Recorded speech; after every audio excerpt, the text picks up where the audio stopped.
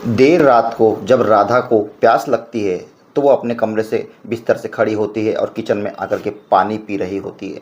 जब वो पानी पी करके वापस कमरे की ओर लौट रही होती है तो उसे उसके देवरानी के कमरे से जो है कुछ अजीब सी आवाज़ें आ रही होती हैं दोस्तों।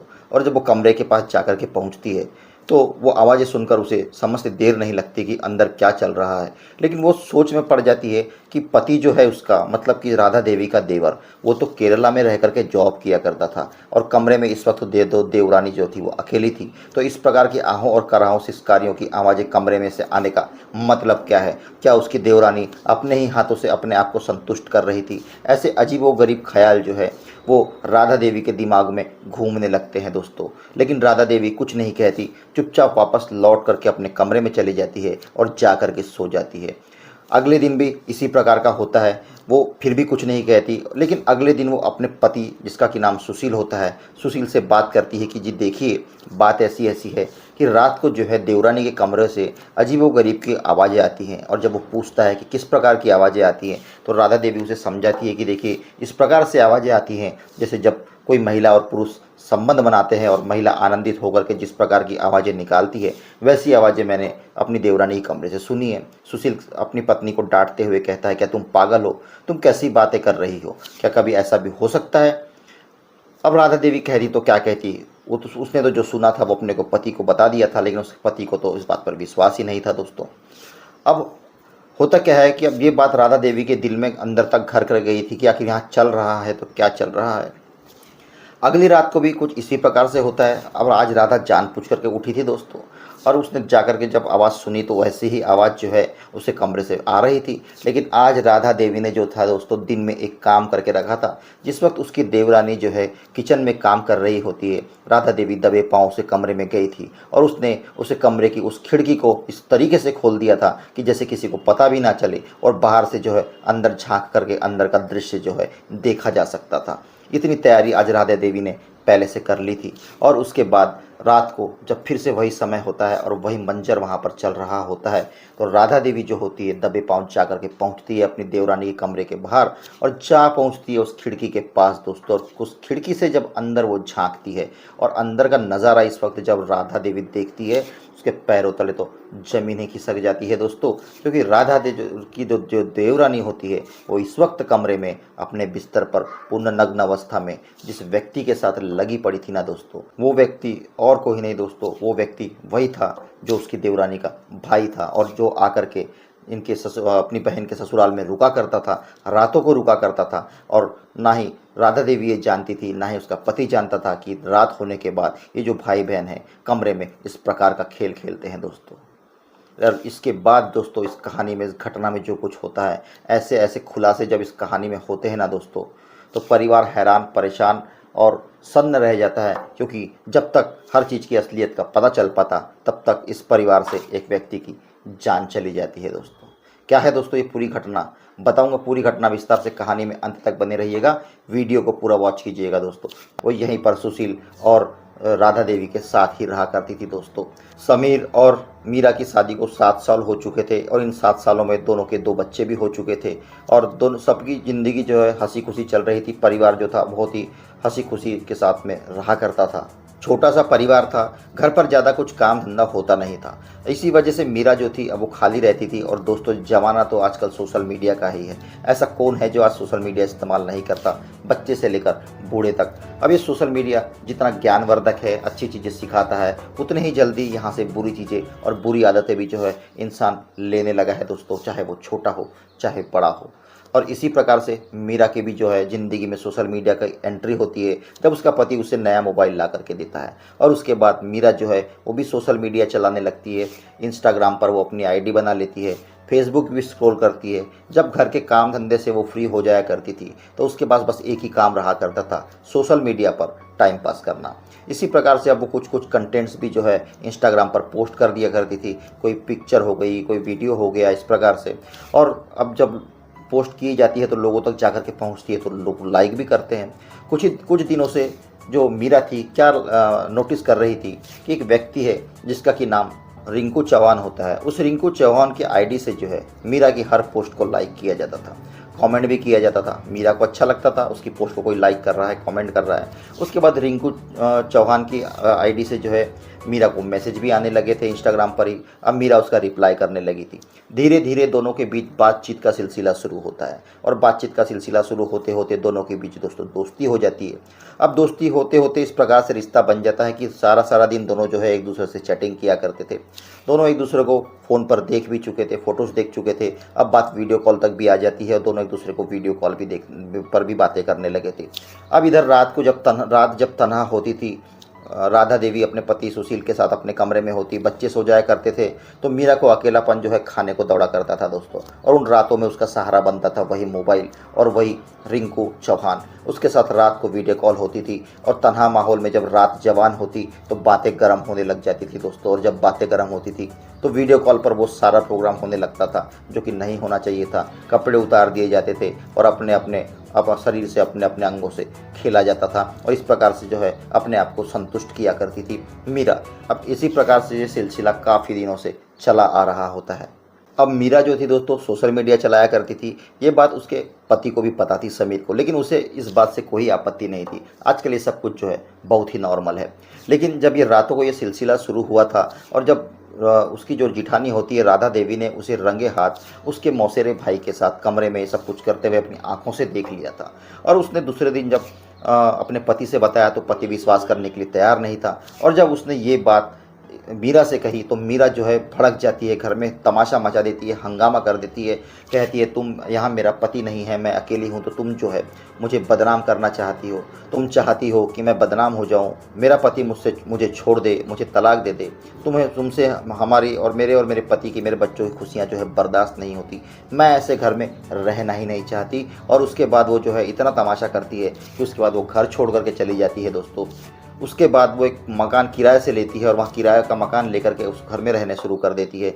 सारी बात समीर के जानकारी में थी, लेकिन समीर जो था केरला में फंसा हुआ था। वो अपने भाई को समझाता है कि ठीक है उसे अलग रहना चाहती है तो उसे अलग रहने दो, मैं आऊँगा, उसके बाद फिर देखते हैं क्या करना है क्या। अब दोस्तों ये जो होली आकर के पड़ी थी मार्च महीने में, होली को समीर जो है आता है। आने के बाद होली का त्यौहार मनाया जाता है, अपने घर परिवार से, भाई से, भाभी से, सभी से मिलता है और उन्हें भी समझा देता है कि ठीक है उसका मन अगर अलग रहने का है तो रहने दो, कोई बात नहीं। हालांकि राधा देवी ने ये बात जो है दोस्तों अपने देवर से नहीं बताई थी कि उसने जो है उसके भाई के साथ ही उसे रंगे हाथों ये सब कुछ काम, ऐसा गंदा काम करते हुए उसने देख लिया था। अब होली के बाद समीर जो होता है वो वापस चला जाता है, लेकिन जब इधर ये बात उसके भाई और भाभी को पता चलती है तो उन्हें बड़ा आश्चर्य होता है कि आज तक कभी ऐसा हुआ नहीं था कि समीर जो है वापस काम पर लौटने से पहले अपने भाई या भाभी से मिल करके नहीं गया हो। लेकिन इस बार ऐसा हुआ था कि समीर जो था अपने भाई और भाभी से मिले बिना ही वापस केरला के लिए चला गया था। राधा देवी को पूरा शक था कि हो ना हो ज़रूर ये जो मीरा है इसी ने कुछ उल्टी सीधी पट्टी पढ़ाई होगी, हमारे खिलाफ भड़काया होगा, इसलिए देवर जी इस बार जो है हम लोगों से मिले बिना ही वापस केरला चले गए। लेकिन 2 से 3 दिनों के बाद सुशील अपने भाई को जब फ़ोन ट्राई करता है तो उसका कॉल लग नहीं रहा होता है, फ़ोन लगातार स्विच ऑफ आ रहा होता है। अगले दिन फिर से ट्राई किया जाता है लेकिन उसका फ़ोन जो था बंद ही आ रहा होता है। उनका अपने भाई से कोई संपर्क नहीं हो रहा था तो सुशील को अब चिंता सताने लगती है। जिस कंपनी में समीर काम किया करता था उस कंपनी में संपर्क साधा जाता है और वहाँ उन्हें कहा जाता है कि हमें समीर से बात करनी है, हमें समीर से बात करा दीजिए। उस कंपनी से जो बात फ़ोन पर सुशील को बताई जाती है दोस्तों तो सुशील का तो सर ही भन्ना जाता है, क्योंकि वहाँ से दरअसल जानकारी ये निकल करके सामने आई थी कि होली की छुट्टियों में जो समीर गांव गया था तो अब तक लौट करके जॉब पर नहीं आया था, जबकि उसकी छुट्टियाँ भी समाप्त हो चुकी थी और समीर से संपर्क करने की कोशिश लगातार कंपनी भी कर रही थी, लेकिन समीर से संपर्क ही नहीं हो पा रहा था। और जब इतनी बात सुशील सुनता है तो सुशील के लिए ये बात चिंता का विषय होती है। सारे रिश्तेदारों को, नातेदारों को, उसके दोस्त भाई लोगों को, सभी को संपर्क किया जाता है, लेकिन समीर का कहीं कुछ पता नहीं चलता। सबका एक ही कहना होता है कि समीर उनसे कांटेक्ट किया ही नहीं या समीर उनसे मिलने आया ही नहीं। इधर जब इतनी बड़ी बात हो चुकी थी, सुशील कुमार जो है अब समीर की पत्नी मीरा से संपर्क करना चाहता है, उसे घर पर जाता है तो घर पर ताला लटका हुआ होता है और जब मीरा को फ़ोन लगा रहा होता है तो मीरा का भी फ़ोन लगातार स्विच ऑफ आ रहा होता है। अब सुशील की चिंताएं और ज़्यादा बढ़ चुकी थी कि मीरा भी लापता थी और सुशील भी और समीर भी लापता था और दोनों के कॉल्स नहीं लग रहे थे। कहीं दोनों किसी मुसीबत में तो नहीं, कहीं दोनों एक साथ ही तो कहीं नहीं चले गए और कहीं दोनों के साथ कुछ गलत घटना तो नहीं हो गई, आखिर दोनों का फ़ोन एक साथ बंद कैसे आ सकता है दोस्तों। और कोई दूसरा रास्ता ना पाकर 7 अप्रैल 2025 को सुशील अपनी पत्नी राधा देवी को लेकर संबंधित पुलिस थाने में जाकर के पहुंचता है और वहां पर अपने भाई की और उसकी पत्नी की गुमशुदगी की कंप्लेंट दर्ज करवाता है दोस्तों। पुलिस तुरंत हरकत में आती है। कंप्लेंट लेने के बाद पुलिस जो है छानबीन करना शुरू कर देती है। दोनों के बारे में पता किया जाता है। समीर के बारे में पता किया जाता है तो समीर की ना ही किसी से कोई दुश्मनी थी, वो बहुत ही सरल स्वभाव का सीधा सा व्यक्ति था। सभी के साथ बहुत ही अच्छे उसके संबंध थे और दोनों के फ़ोन जो थे लगातार स्विच ऑफ आ रहे होते हैं, तो दोनों के फ़ोन को सर्विलांस पर डाल दिया जाता है। दोनों की कॉल डिटेल्स निकलवाई जाती है। इस चक्कर में 2 से 3 दिन और लग जाते हैं और जब कॉल डिटेल्स निकल करके सामने आती है तो समीर के फ़ोन में तो ऐसा कुछ भी नज़र नहीं आता, ना ही मीरा के फ़ोन में ऐसा कुछ नज़र आ रहा था। लेकिन एक नंबर ऐसा मीरा के फ़ोन से निकल करके सामने आता है जिस नंबर से मीरा जो है लगातार रोज़ घंटों तक बात किया करती थी। उस नंबर की जब डिटेल्स निकाली जाती है तो वो नंबर जो होता है उसी रिंकू चौहान के नाम से रजिस्टर्ड होता है दोस्तों। सुशील से और राधा देवी से पूछा जाता है कि ये रिंकू चौहान कौन है, क्या आप इन्हें जानते हैं? तो सुशील कुमार तो पुलिस से कह देता है कि जी हाँ जानता हूँ, रिंकू चौहान जो है मीरा का मौसी का बेटा है, मौसेरा भाई है और वो अक्सर हमारे घर पर आया करता था। उसका यहाँ कुछ काम हुआ करता था और कई कई दिन तक हमारे घर पर ही रुका करता था। लेकिन राधा देवी तो जानती थी दोस्तों कि रिंकू जो था वो कौन था और वो क्या किया करता था। और रिंकू आखिर राधा जो होती है अपने आप को रोक नहीं पाती और वो पुलिस को बात बता देती है कि दरअसल ऐसी ऐसी बात है कि वो उसका मौसी का बेटा था या नहीं था यह हमें नहीं पता। वो यहाँ आता था, उसे हमें मौसी का बेटा कहकर ही मीरा ने मिलवाया था। अब वो यहाँ आकर के रुकने लगा था, रहने लगा था। लेकिन एक रात को मैंने इस प्रकार की घटना अपने ही घर में देखी थी और ये बात मैंने अपने पति से भी शेयर की थी। सुशील से पूछा जाता है तो सुशील भी कहता है हाँ ये सही कह रही है, इसने मुझे बताया था। लेकिन हमने बदनामी के डर से और भाई कहीं हमें उल्टा गलत ना समझे, इस वजह से हमने जो है इस बात पर ध्यान नहीं दिया और उसके बाद से वो अलग रहने लगे थे। पुलिस को अब समझते देर नहीं लगती कि मामला जितना सीधा नज़र आ रहा है उतना सीधा है नहीं, जरूर इसमें बहुत से टेढ़े मोड़ हैं। अब पुलिस जो है उस दिशा में भी काम करने लगती है। रिंकू चौहान के घर पर भी जाया जाता है तो रिंकू चौहान भी घर से फरार था दोस्तों। समझ नहीं आ रहा था, इधर समीर भी गायब था, मीरा भी गायब थी और रिंकू भी गायब था। आखिर ये माजरा था तो क्या था? पुलिस ने समीर के फोटोग्राफ्स लेकर के आसपास के सारे थानों में सर्कुलेट कर दिया गया था। हर जिले में उसकी फ़ोटो भिजवा दी जाती है और बता दिया जाता है कि इस प्रकार का जो व्यक्ति है ये गुमशुदा है, अगर कहीं भी कुछ पता चलता है तो संपर्क करें।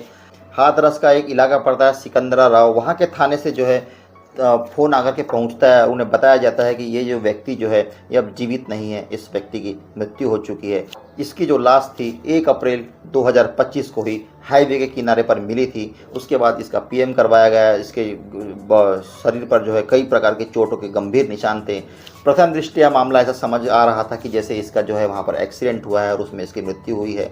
72 घंटे तक पुलिस ने जो है इंतज़ार किया और हर जगह वायरलेस भी किया था। लेकिन बात वह यही थी कि 1 अप्रैल की ये घटना थी और ये जो गुमशुदगी की कंप्लेंट लिखवाने गए थे सुशील और राधा देवी, ये गए थे 7 अप्रैल को। तो इस बीच में जो थी उस गुमशुदगी की कंप्लेंट ही थाने में दर्ज नहीं थी, इसलिए उसकी पहचान हो ही नहीं पाई। और 72 घंटे इंतज़ार करने के बाद पुलिस ने जो है समीर का अंतिम संस्कार कर दिया था दोस्तों।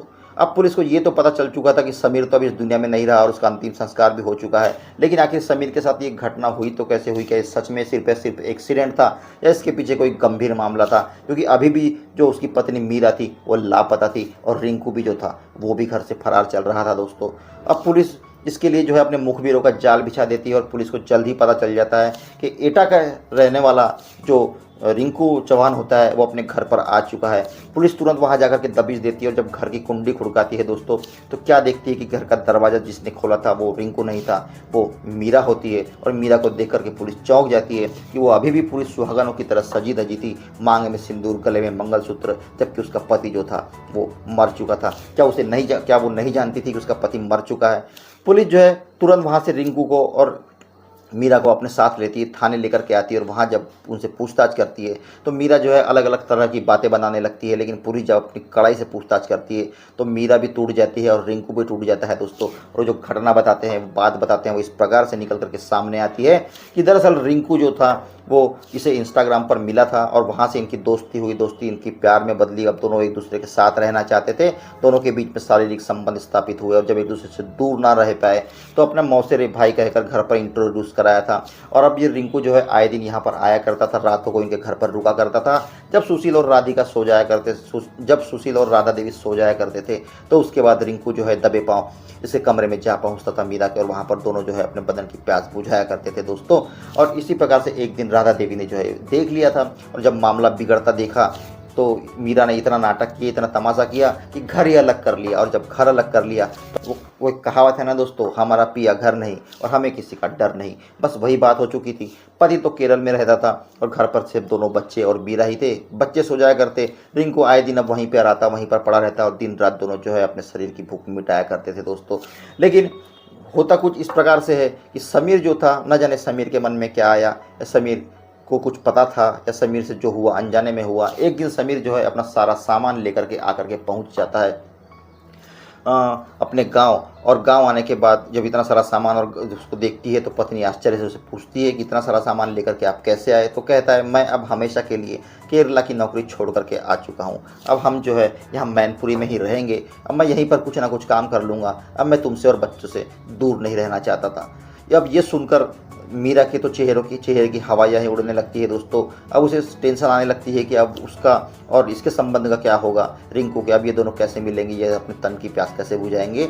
अब जब यहाँ पर ही रहने लगा, अब जब समीर यहाँ पर रहने लगा तो रिंकू का और मीरा का मिलना जुलना मुश्किल हो चुका था दोस्तों। और यहीं से इस प्लानिंग की शुरुआत होती है कि अब जो है समीर को रास्ते से हटाना होगा, तभी हम दोनों जो है एक हो पाएंगे। और बस वो दिन फाइनल कर लिया जाता है दोस्तों, 31 मार्च फाइनल कर लिया जाता है दोस्तों। 30 मार्च को एक शादी समारोह में जाते हैं मीरा और समीर, और वहाँ से जब शादी समारोह से निकलते हैं तो उसके बाद मीरा जो होती है वो समीर से कहती है कि अब हमें अपने घर के लिए जो है एक फ्रिज ले लेना चाहिए और एक टीवी ले लेना चाहिए। वो कहता है ठीक है ले लेते हैं। उसके बाद उसे बताती है कि मेरा जो भाई है रिंकू, उसका एक दोस्त है, उसका बहुत बड़ा शोरूम है, अगर हम वहाँ से लेंगे तो शायद हमें डिस्काउंट भी मिल जाए।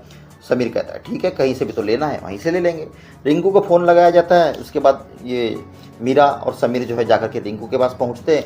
रिंकू वहां से उन लोगों को लेकर के अपने उस दोस्त के घर पर जाता है दोस्तों। वहां पर शराब का इंतजाम पहले से ही कर लिया गया था। दिन आ पहुंचा था 31 मार्च, और 31 मार्च की वो रात होती है जब महफिल सजती है शराब की, और शराब पी जाती है और समीर को इतनी शराब पिलाई जाती है कि समीर जब पूरी तरीके से नशे में हो जाता है दोस्तों, तो समीर की जो है ये लोग हत्या कर देते हैं। और उसके बाद उसको, हत्या तो एटा में की गई थी, लेकिन उसकी बॉडी को लेकर के हाथरस जाया जाता है। हाथरस के सिकंदरा राव एरिया इलाके में जाकर के हाईवे के किनारे उसकी लाश को फेंक दिया जाता है दोस्तों। और उसके बाद सब लोग अपने अपने घरों को आ जाते हैं। मीरा भी अपने घर को आती है और 7 अप्रैल तक वो अपने घर पर रहती है, और 7 अप्रैल को वो भी अपने घर से फरार हो जाती है। और उसके बाद मीरा ने और ये जो रिंकू था, रिंकू चौहान ने और मीरा ने जो है कोर्ट में जाकर के कोर्ट मैरिज भी कर लिया था। और पुलिस जब इस क्रॉस वेरीफाई करती है तो ये बात सही निकल करके सामने आती है कि इन दोनों ने जो है कोर्ट मैरिज कर लिया था। और पूछताछ में ये भी पता चलता है कि कोर्ट मैरिज तो इन्होंने अभी किया है, दरअसल इन्होंने 1 साल पहले जो है मंदिर में भी विवाह कर लिया था। कैसे कर सकती है कोई महिला ऐसे, ये अपने पति के होते हुए, 2 बच्चों के होते हुए भी, पति के जिंदा होते हुए भी वो किसी दूसरे मर्द से पहले मंदिर में शादी करती है, और उसके बाद उसकी अपने पति की हत्या करके उस कातिल के साथ, अपने प्रेमी के साथ कोर्ट में जाकर कोर्ट मैरिज भी करती है दोस्तों। और इन्हें किसी का डर भी नहीं था, जैसे कभी पकड़े ही नहीं जाएंगे। आखिरकार पुलिस के हत्थे लोग चढ़ ही जाते हैं। वो जो लड़का जो फरार था, उसका दोस्त, उससे भी जो है पुलिस तलाश करती है, वो भी अरेस्ट कर लिया जाता है। इन पर संबंधित और विभिन्न धाराओं के तहत मुकदमा दर्ज किया जाता है, न्यायालय के सामने पेश किया जाता है, जहाँ से न्यायालय ने इन्हें जेल भेज दिया है दोस्तों।